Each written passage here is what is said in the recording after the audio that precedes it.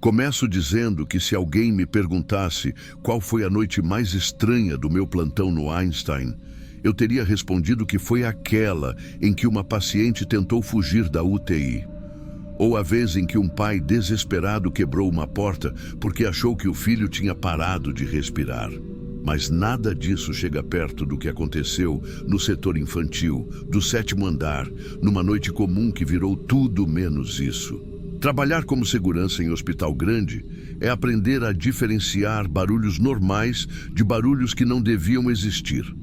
É reconhecer passos de enfermeira pelo ritmo, técnico pelo arrastar do carrinho, médico pelo salto curto e decidido. Naquela noite, eram quase 23h40 quando notei algo fora do padrão.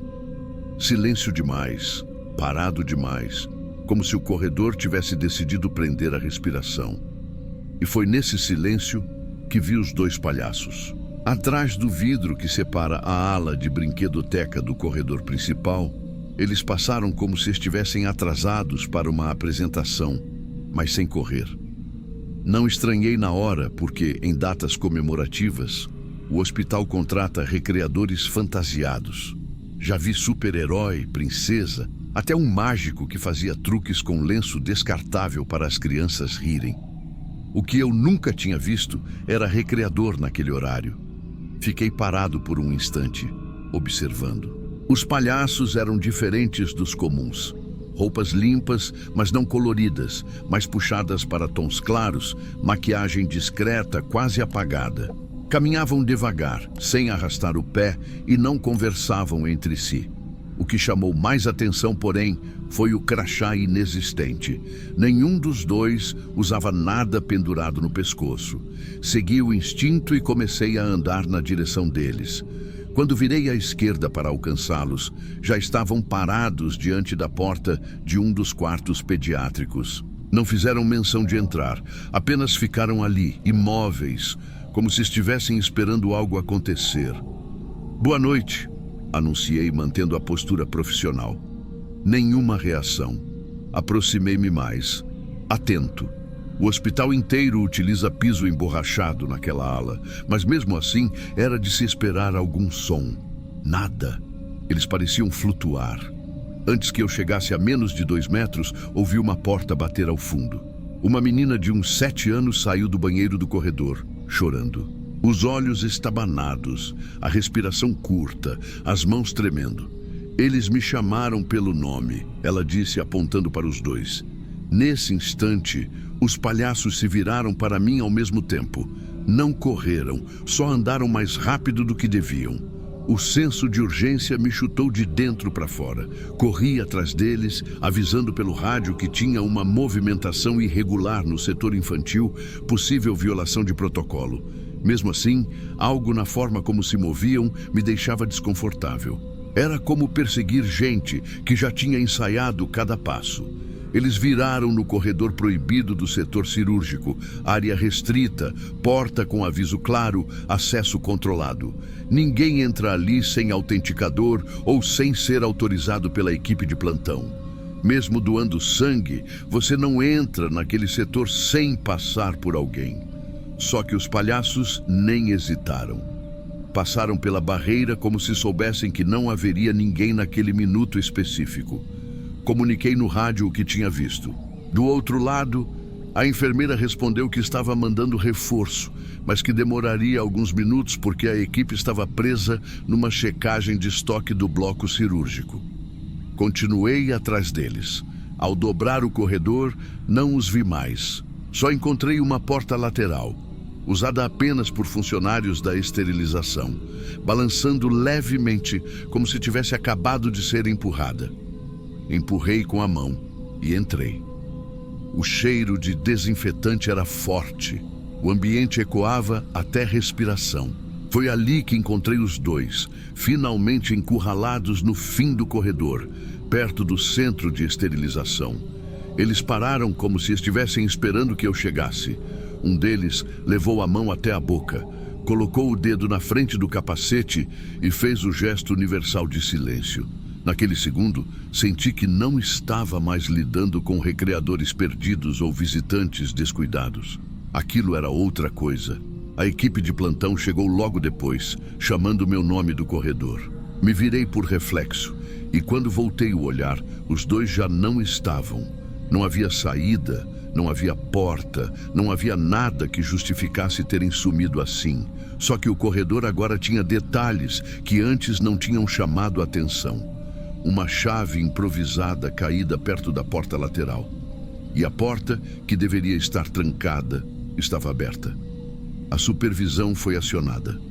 A ocorrência virou relatório. O hospital levou a sério do início ao fim. As câmeras foram revisadas. O setor infantil foi reforçado. E por 2 dias, parecia que tínhamos esbarrado em algo sem explicação. Até que a investigação interna encontrou o que ninguém queria encontrar.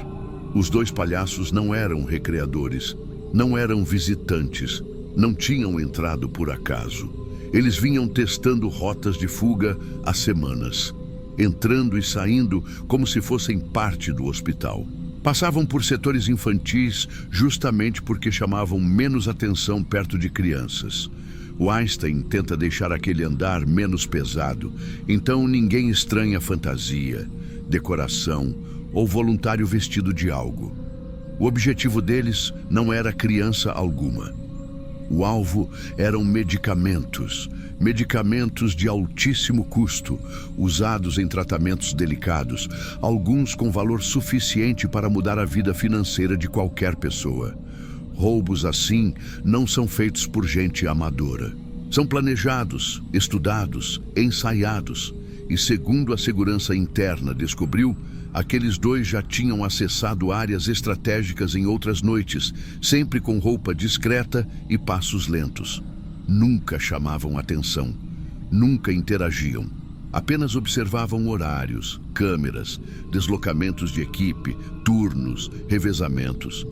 A menina chorando no corredor não fazia parte de nenhum plano deles. Ela tinha saído do banho no momento errado. O erro deles foi chamá-la pelo nome. Não se sabe se queriam apenas testar se ela responderia ou se estavam avaliando se ela iria alertar alguém. O choque veio quando analisaram as câmeras. Por alguns metros, antes de ela correr, os palhaços a seguiram. Não rápido, não agressivo, apenas perto demais. Quando percebi isso no relatório, senti o estômago virar, porque eu estava ali achando que estava lidando com recreadores fora do horário, enquanto 2 pessoas estudavam nossas rotinas para cometer um roubo milionário. E pior, passaram a centímetros de uma criança que não fazia ideia do risco que representavam. Os 2 desapareceram naquela mesma noite. As câmeras os mostraram saindo por uma porta de emergência que nunca deveria estar destrancada. A chave improvisada que encontramos provavelmente foi usada antes em testes. Eles sabiam o ponto cego, o intervalo entre rondas, o horário preciso em que a equipe cirúrgica não circulava pelo setor. Nunca foram pegos. E talvez o que mais me pega até hoje seja o silêncio. O mesmo silêncio da primeira vez em que os vi. Aquele silêncio não era sobre respeito ao hospital, não era sobre ser discreto, era sobre saber exatamente como não parecer ameaça. Desde então, sempre que entro no 7º andar, lembro daquela menina chorando e da voz trêmula dizendo que os palhaços chamaram seu nome. Lembro de como eles se mexiam sem fazer barulho, de como desapareceram num corredor sem saída, de como tudo parecia uma brincadeira até perceber que não era. E cada vez que passo perto das portas laterais, das saídas de emergência ou das áreas restritas, penso na mesma coisa. O perigo mais assustador de um hospital não é o que grita, não é o que corre, não é o que invade à força, é o que aprende a se misturar, é o que entende nossas rotinas melhor do que nós mesmos, é o que nunca, em momento algum, parece um perigo. E essa foi a primeira vez em que percebi tarde demais que numa noite qualquer do Einstein, enquanto eu só fazia meu trabalho, alguém muito mais preparado do que eu já estava fazendo o deles. Se algum inscrito estiver escutando isso agora, só deixo um aviso. Cuidado com o que parece inofensivo demais. Nem tudo que sorri para você quer dizer que está do seu lado. Se você já passou por algo estranho em hospital, ou conhece alguém que viveu algo parecido, deixa nos comentários. Às vezes a gente acha que é só com a gente, até descobrir que não é.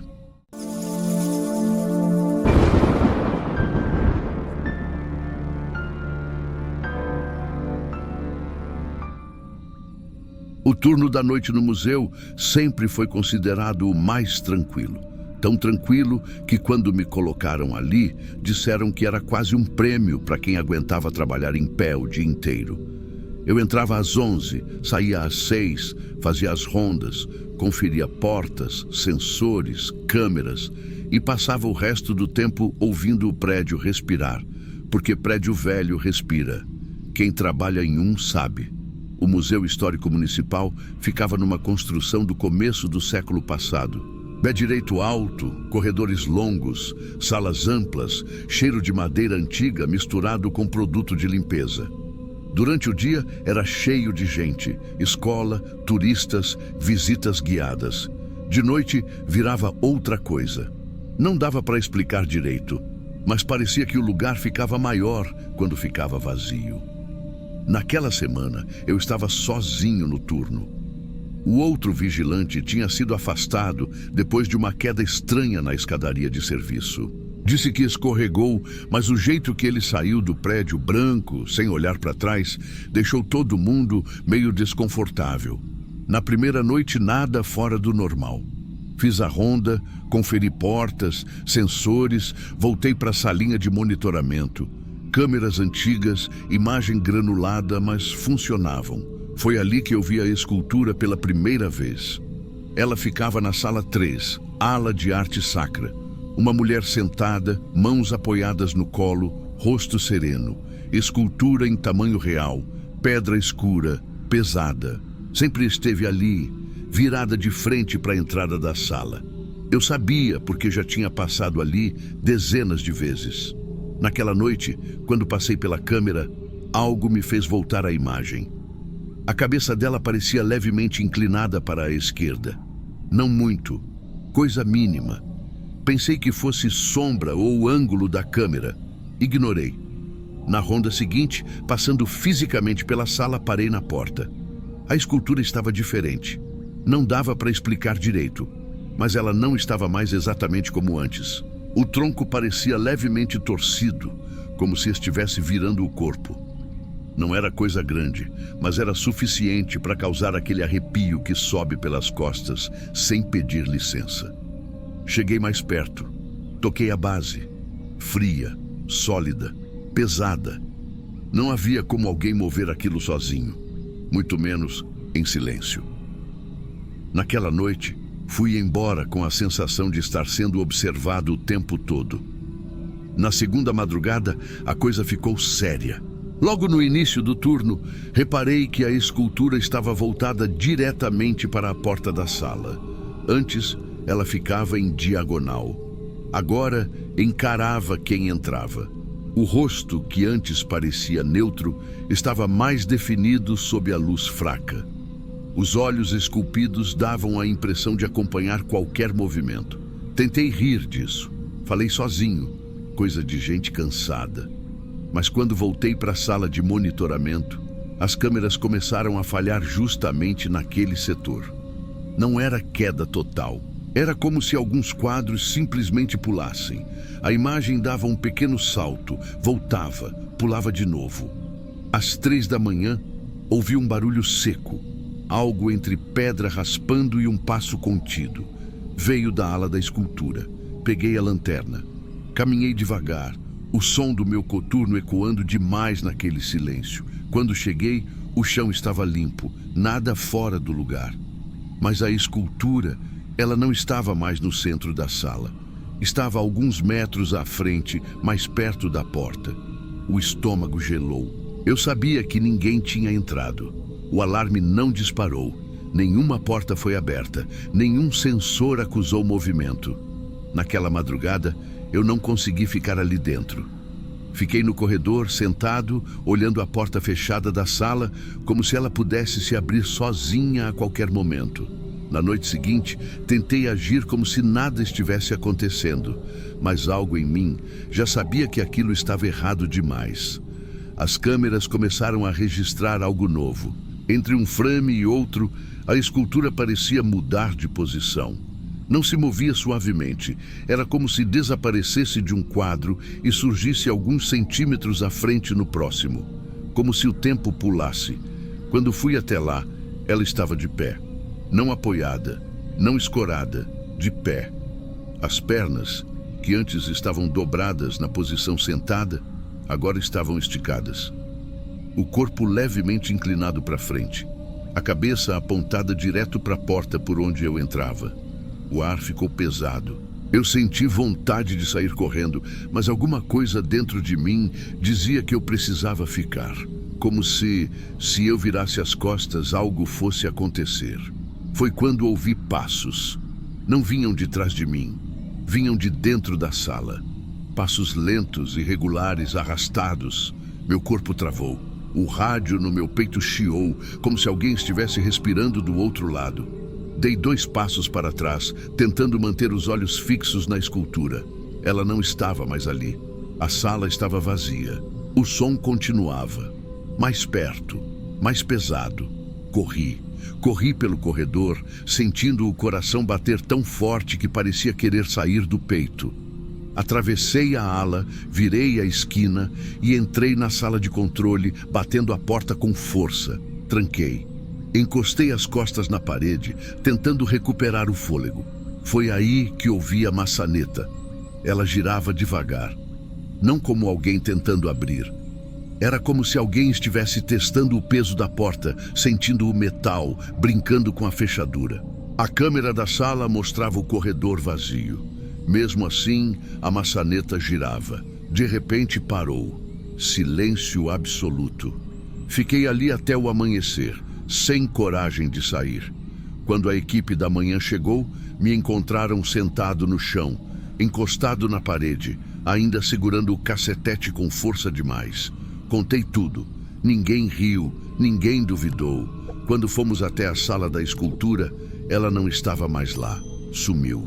Depois de uma busca completa, encontraram a peça no lugar mais improvável do prédio, presa no teto da sala principal, apoiada pelas mãos abertas, como se estivesse escalando a própria estrutura, o rosto voltado para baixo, exatamente para o ponto onde eu costumava ficar parado durante a ronda.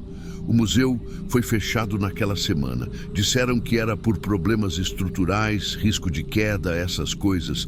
Nunca mais voltei lá. Mas às vezes, quando passo perto daquele prédio, tenho a impressão de que alguém me observa do alto. E o pior é saber que, se eu levantar os olhos, talvez ela esteja exatamente onde sempre esteve esperando.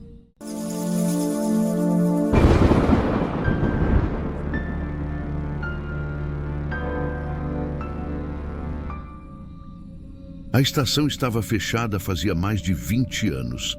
Mas ainda tinha cheiro de ferro velho molhado quando a gente passou pelo portão quebrado. Não era curiosidade de adolescente nem desafio idiota. A ideia era só olhar, andar um pouco, ir embora. Só que bastaram poucos passos para perceber que aquele lugar não estava tão vazio quanto parecia. O silêncio ali não era normal. Ele parecia atento, como se algo estivesse esperando a gente notar. Éramos 4. Eu, o Rafael, o Beto e o Caio. Todo mundo adulto, já com trabalho, vida feita. A gente tinha ido até lá porque a estação ficava num desvio antigo da linha principal, perto da Estrada Velha. E sempre tinha aquela conversa de que ninguém ficava muito tempo ali depois de escurecer. Não por medo de assalto ou coisa assim. Era outra coisa, um incômodo difícil de explicar. A lanterna do celular iluminava mal. O teto da plataforma tinha partes caídas. O mato crescido tomava conta dos trilhos. E o vento passava fazendo um som fino entre as chapas soltas. Nada de outro mundo, só abandono.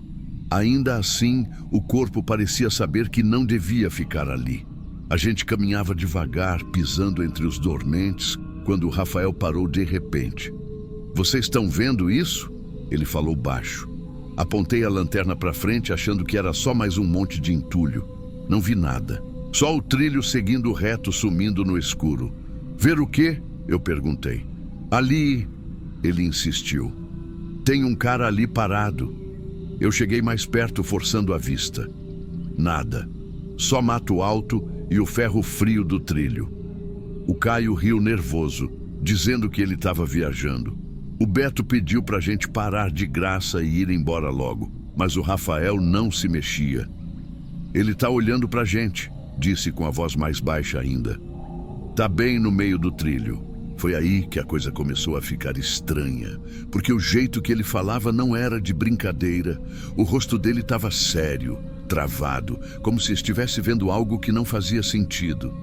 Descreve, eu falei. Como ele é? O Rafael engoliu seco antes de responder. Homem, alto, magro, tá de joelhos, com uma mão levantada, assim, como se estivesse pedindo ajuda. Nesse momento, o vento parou de vez. Nem folha se mexia. O lugar ficou pesado, abafado, como se o ar tivesse engrossado. Não tem ninguém aí, eu disse, mais para mim do que para eles. Agora tem, falou o Caio com a voz falhando. Eu tô vendo também. Meu estômago gelou. Eu levantei a lanterna de novo, ajustei o foco, caminhei mais 2 passos e então vi. Não era sombra, não era jogo de luz. Era uma forma humana de joelhos, exatamente entre os trilhos. O corpo parecia escuro demais, como se estivesse molhado. A cabeça baixa, um braço estendido para frente, com a mão aberta virada para cima. Ninguém respirava. A sensação não era de medo comum. Era como se o corpo reconhecesse algo errado antes da cabeça entender. Um aviso antigo, instintivo. Vamos embora, eu falei, tentando soar firme. Mas o Rafael deu um passo à frente. Se for alguém machucado, foi aí que a coisa mudou. A figura não se mexeu, não respirou, não reagiu à nossa presença, mas de repente, simplesmente, não estava mais ali. Não sumiu aos poucos. Não correu, não caiu. Sumiu, como se nunca tivesse existido. Ficamos parados em silêncio, tentando entender se aquilo tinha sido impressão, reflexo, cansaço. Até que o Caio apontou para o chão. Olha isso! No lugar exato onde a figura estava, o cascalho estava afundado. As pedras estavam marcadas, pressionadas, como se alguém tivesse ajoelhado ali por muito tempo. E o mais estranho, o chão estava quente, não morno, quente de verdade. Ajoelhei e toquei com a ponta dos dedos. Tirei a mão na hora. Parecia que o sol tinha batido ali o dia inteiro, só naquele ponto. A gente não falou mais nada, só se olhou. E saiu dali rápido, sem correr, mas também sem olhar para trás. Ninguém comentou nada por uns dias. Cada um seguiu a vida, tentando convencer a si mesmo de que aquilo tinha explicação. Até que, 2 semanas depois, a notícia saiu no jornal local. A prefeitura ia iniciar uma obra de drenagem na área da antiga estação. Durante a escavação, operários encontraram restos humanos enterrados entre os trilhos. Um esqueleto quase completo, ajoelhado, com um dos braços estendido para frente. A matéria dizia que os ossos eram antigos, provavelmente de alguém que morreu ali quando a linha ainda funcionava. Não havia registros oficiais, nenhum nome, nenhuma explicação. O detalhe que fez meu estômago revirar foi o laudo. Segundo os técnicos, a posição dos ossos indicava que a pessoa não tinha sido enterrada depois de morta. Ela havia morrido ali, naquela posição, ajoelhada, com a mão erguida. Desde aquele dia, eu evito passar perto daquele lugar. Não por medo de ver alguma coisa, mas porque agora eu sei que às vezes o que a gente vê não está aparecendo pela primeira vez. Às vezes, só está tentando ser visto de novo.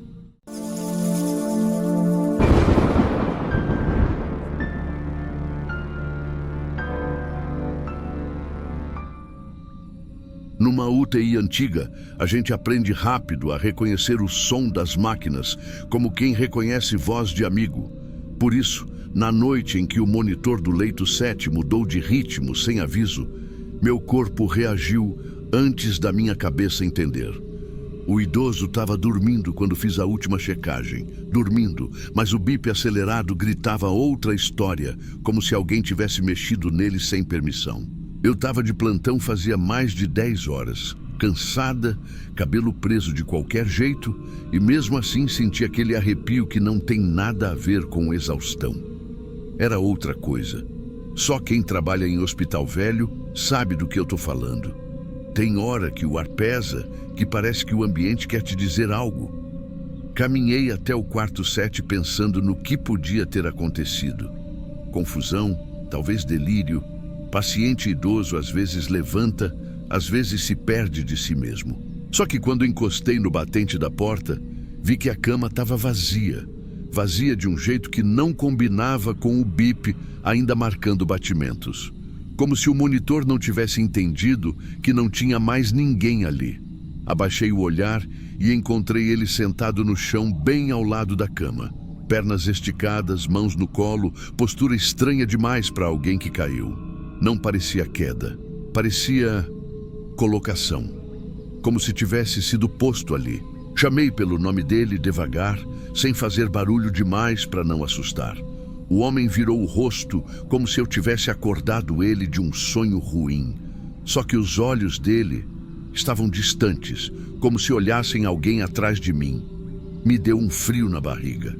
Perguntei se ele tinha tentado levantar, mas ele só balançou a cabeça e murmurou algo que eu não entendi direito. Abaixei mais, cheguei perto para ouvir. Ele falou baixinho, num fio de voz cansado. Ele me segura. Na hora, pensei que fosse delírio. O idoso já tinha histórico de confusão noturna, nada fora do padrão. Mas tinha algo no jeito dele falar que me deixou tensa. Ele não parecia confuso, parecia apavorado. Ajudei o homem a voltar para a cama, ajeitei travesseiro, conferi sinais. Tudo dentro do normal, enquanto as mãos dele tremiam sem parar. Perguntei quem era ele. Só ouvi. Ele me segura toda noite. Ajeitei a coberta, dei aquela passada de mão no ombro que a gente dá para acalmar e saí do quarto com aquela sensação ruim gritando dentro de mim. Como se eu tivesse presenciado só a pontinha de algo que não deveria existir num hospital. Na noite seguinte, mesma coisa. O monitor do leito 7 acelerou do nada, como se o corpo dele estivesse lutando. Corri até lá e outra vez achei ele sentado no chão. Mesmo lugar, mesma postura, como se tivesse sido puxado para baixo e deixado ali. Perguntei se ele estava tentando levantar sozinho. Ele negou, olhando para a parte de baixo do colchão como se esperasse alguma coisa sair de lá. Ele não quer que eu durma, murmurou. Aquilo começou a mexer comigo. Eu já tinha visto muita coisa, gente delirando, gente vendo parente morto, gente falando com sombras. Mas esse paciente não tinha comportamento de quem delira. Os olhos dele tinham consciência. Ele sabia o que estava dizendo. Na terceira noite, quando o monitor tocou, eu já entrei no quarto com o coração pesado. Mas dessa vez ele não estava no chão. Estava em pé no canto, apoiado na poltrona, olhando fixo para a cama, como se esperasse um movimento. Quando me viu, falou: "Ele está aí." Meu corpo todo gelou. Olhei para a cama vazia e depois para ele. Perguntei: "Quem?" O idoso levantou o dedo trêmulo e apontou para a parte de baixo do colchão. Eu juro que por um instante vi a coberta afundar, como se alguma coisa tivesse pressionado ela por baixo. Não foi sombra, não foi vento, foi peso, peso real. Eu dei um passo para trás sem querer. Ele começou a respirar rápido, a tremer como criança com febre alta. Tive que chamar ajuda porque parecia que ele ia desmaiar. A equipe tirou ele dali, fizeram eletro, mediram sinais, tudo normal. Tudo normal, como se nada tivesse acontecido. Fiquei pensando se era psicológico, se eu estava vendo coisa, se era sugestão. Mas na noite seguinte tudo mudou. Eu decidi que ia ficar plantada na porta do quarto 7. Cansada ou não, medo ou não, eu precisava entender o que estava acontecendo com aquele paciente. Levei cadeira, puxei para o lado da porta e fiquei ali, escutando o barulho das máquinas, o ar-condicionado velho fazendo força, a respiração dos outros pacientes.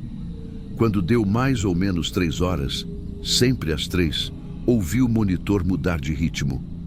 O bip ficou acelerado, desesperado.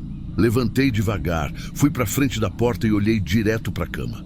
O idoso estava dormindo, deitado de lado, coberta puxada até o peito, respiração tranquila.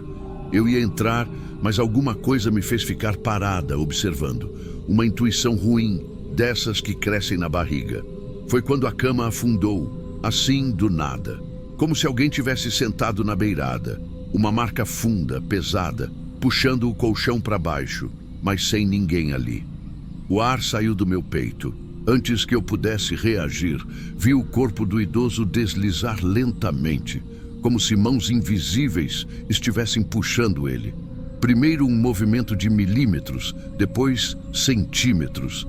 Ele começou a escorregar para baixo do colchão, sumindo, como se o quarto tivesse engolindo ele. Eu paralisei. Não conseguia mover nem gritar.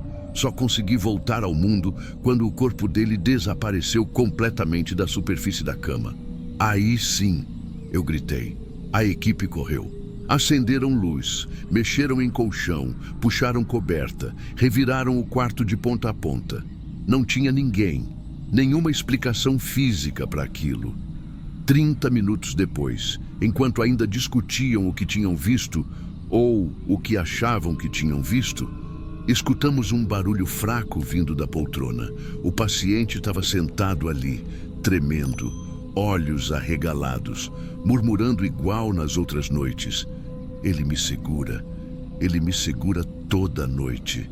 Aquilo destruiu ele. O idoso piorou rápido, ficou fraco, cansado, sem força para lutar contra nada. Faleceu poucas semanas depois. E o hospital colocou outro paciente no leito 7, como se nada tivesse acontecido. Eu já não trabalhava mais naquele setor quando ouvi os comentários. Enfermeiras novas, falando dos sensores noturnos, diziam que, apesar do peso do novo paciente, aparecia a leitura de um corpo extra, subindo na cama sempre no mesmo horário. Sempre por volta das 3. E quando eu perguntei se o paciente relatava alguma coisa, uma das meninas respondeu, rindo de nervoso. Ele fala que sente a cama afundar, como se alguém estivesse tentando deitar ao lado dele. Só que a parte que me tirou o sono foi outra. A gravação da primeira noite, aquela em que eu vi o idoso sumir da cama, ela simplesmente não existe mais. O sistema afirma que deu falha, justamente naquele horário. Só daquela câmera. De todas do setor, só ela falhou. Como se alguém tivesse escolhido apagar. Hoje, quando lembro daquele peso afundando o colchão, daquela cama puxando um homem vivo para debaixo dela, eu tenho certeza de uma coisa. Não era ele que estava preso naquele leito.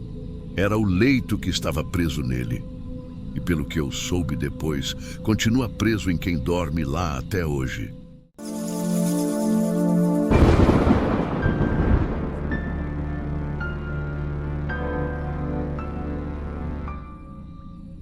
Nunca contei isso para ninguém porque, até hoje, eu mesmo não sei explicar direito o que aconteceu. Não é medo de julgamento, é outra coisa. É aquela sensação de que, se eu falar demais, aquilo volta a prestar atenção em mim. Tudo começou numa terça-feira comum, dessas que parecem todas iguais quando você trabalha em feira noturna. Eu tinha 22 anos, fazia faculdade de design de manhã e à noite ajudava um tio que tinha uma barraca de pastel e caldo de cana. Chegava em casa sempre tarde, cansado, com cheiro de óleo impregnado na roupa e a cabeça pesada de tanto barulho. Naquele dia, a feira estava estranhamente vazia. Não vazia de gente, mas de som. As pessoas falavam mais baixo, os feirantes desmontavam as barracas rápido demais, como se quisessem ir embora antes que alguma coisa acontecesse. Eu lembro de ter pensado que devia ser só cansaço, porque já passava da meia-noite. Foi quando notei algo estranho pela primeira vez. Eu estava caminhando pelo corredor central da feira, indo em direção ao estacionamento, e reparei que minha sombra estava atrasada. Não um atraso normal, tipo quando a luz vem de um poste diferente.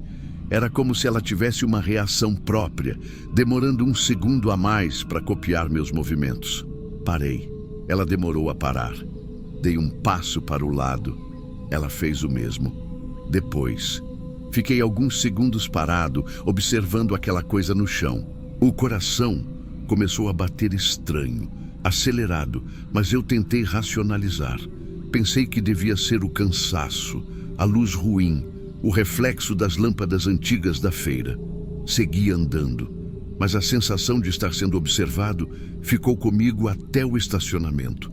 Quando cheguei perto do meu carro, dei uma olhada rápida para trás, mais por instinto do que por medo.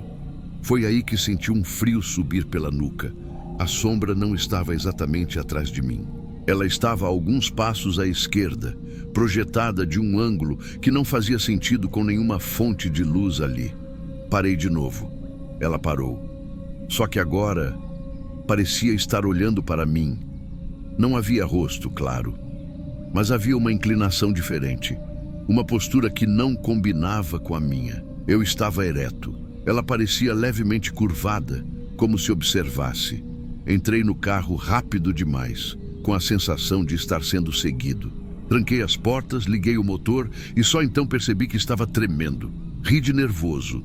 Disse para mim mesmo que aquilo era cansaço, estresse, qualquer coisa. Quando liguei os faróis, meu estômago afundou. A sombra estava projetada no banco de trás, sentada, como se alguém estivesse ali, com o corpo voltado para frente, mãos apoiadas nas pernas, imóvel. Não era um borrão, não era uma ilusão rápida. Era definida o suficiente para eu perceber o contorno dos ombros. Eu não consegui gritar. Fiquei parado, com o pé no freio, olhando pelo retrovisor, esperando que aquilo sumisse. E sumiu. Do nada, como se nunca tivesse estado ali. Voltei para casa em silêncio absoluto, com o rádio desligado e as mãos suando no volante. Passei a noite inteira acordado, sentado na cama, esperando alguma coisa acontecer. Nada aconteceu. Nos dias seguintes, tentei convencer a mim mesmo de que tinha sido imaginação, mas aí vieram os detalhes pequenos, coisas que só eu percebia. Minha sombra começou a ficar desalinhada. Às vezes ela estava um pouco mais longa do que devia, outras vezes mais curta. Em alguns momentos parecia atrasada, em outros adiantada. Era como se estivesse tentando acompanhar meus movimentos, mas nunca conseguisse perfeitamente. Comecei a evitar lugares muito iluminados. Passei a usar roupas mais largas, boné, qualquer coisa que escondesse minha silhueta. Evitava espelhos, vitrines, reflexos em vidros. Mesmo assim, às vezes, quando passava por um espelho escuro, via algo que não batia. Minha cabeça virava antes do reflexo. Eu não contei para ninguém. Até que uma noite, no banho, percebi que minha sombra estava projetada na parede do box. Mas eu não estava em frente à luz. Ela estava ligeiramente deslocada, como se estivesse atrasada no tempo. Fiquei parado ali, com a água escorrendo, observando aquela forma escura repetir meus movimentos com um pequeno atraso. Um atraso mínimo, mas constante. Foi aí que entendi que aquilo não ia embora. Dias depois, acordei com uma sensação estranha, como se tivesse dormido mal, mas sem lembrar de sonho algum. Levantei, fui ao banheiro, liguei a luz e por um segundo vi duas sombras no chão. Uma delas se mexeu antes de mim. Apaguei a luz no mesmo instante. Depois disso, parei de sair à noite. Troquei de turno no trabalho. Passei a evitar espelhos, vitrines, qualquer superfície reflexiva. Comecei a andar sempre sob luz forte, como se isso pudesse me proteger, mas não adiantou. Hoje, quando caminho, sinto algo caminhando junto. Não atrás, ao lado, sempre na mesma distância. E o pior é que, de uns dias para cá, minha sombra começou a fazer coisas que eu ainda não fiz. Ela levanta o braço antes de mim, inclina a cabeça antes de mim E ontem, pela primeira vez, quando parei diante do espelho do banheiro, ela sorriu. Eu não. E agora, enquanto escrevo isso, percebo algo que me fez tremer inteiro. A sombra no chão não está mais exatamente embaixo de mim. Ela está um pouco à frente, como se estivesse me esperando.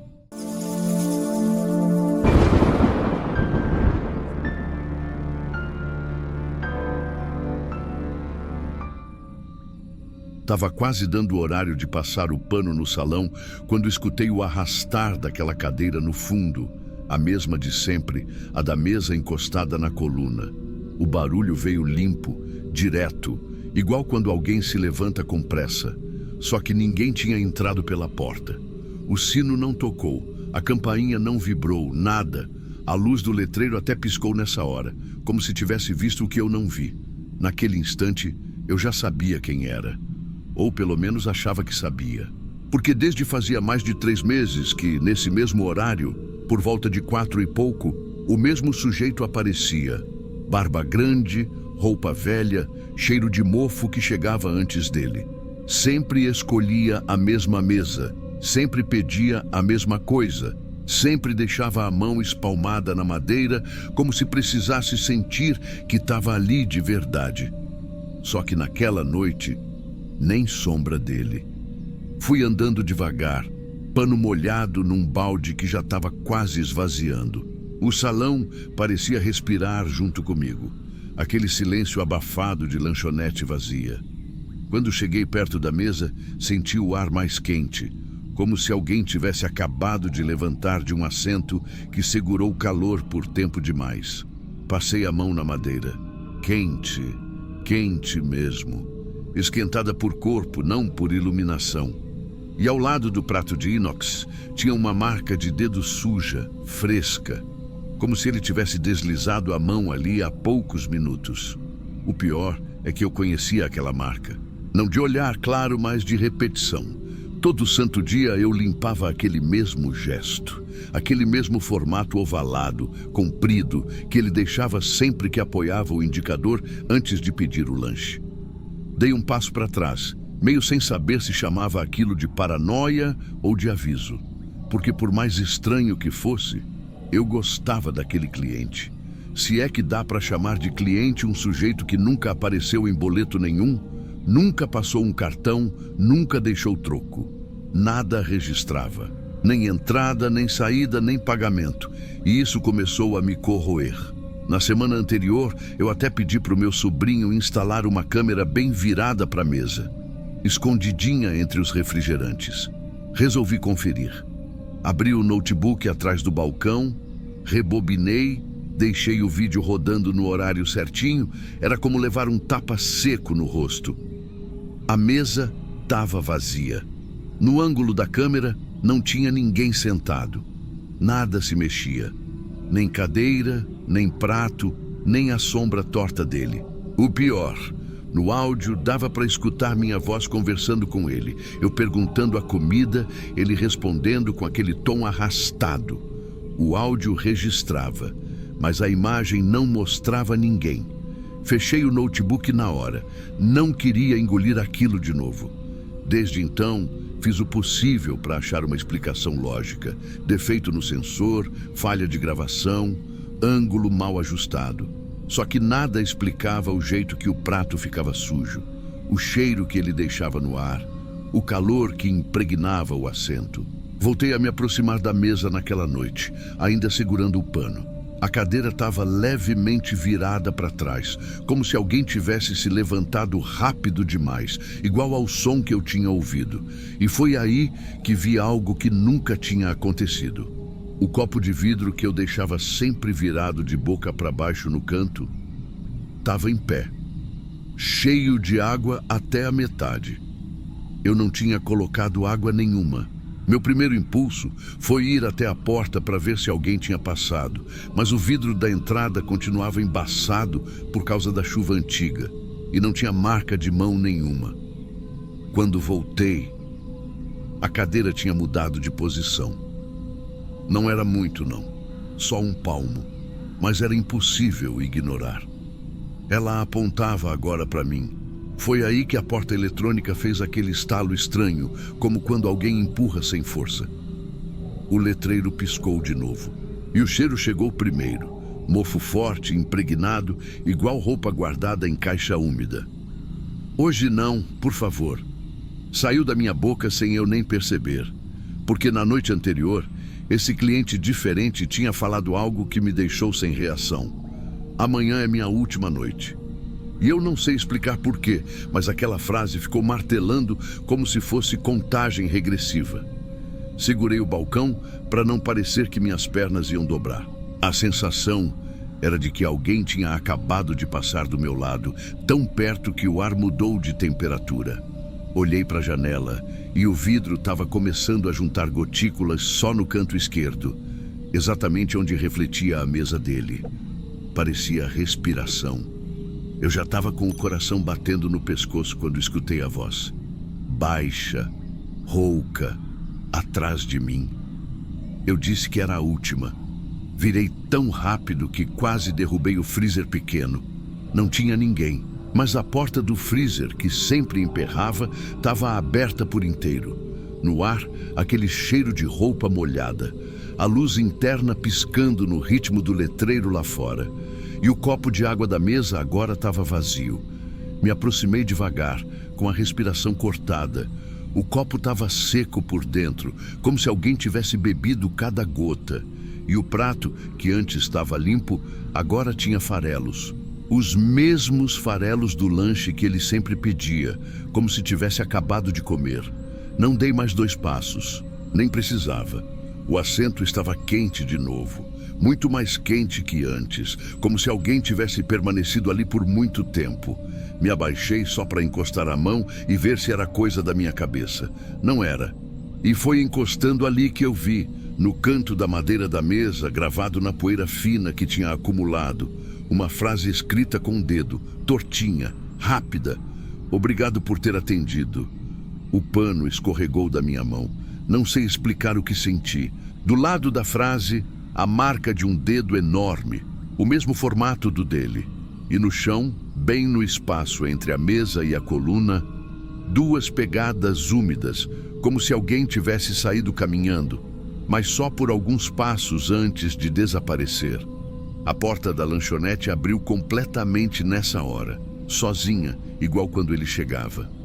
O vento que entrou apagou uma das luzes pequenas do balcão. E aquele cheiro forte se dissipou como se tivesse sido levado para a rua. Não teve despedida. Não teve barulho de cadeira. Não teve sino da porta.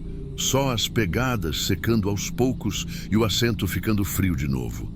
Nunca mais vi o homem da barba grande. Nunca mais a cadeira arrastou sozinha. Mas até hoje, e isso é o que mais me arrepia, todo dia, no mesmo horário, antes do sol nascer, a mesa dele esquenta. Sozinha, igual um corpo que acabou de levantar. Como se ele ainda viesse, ou como se nunca tivesse ido embora.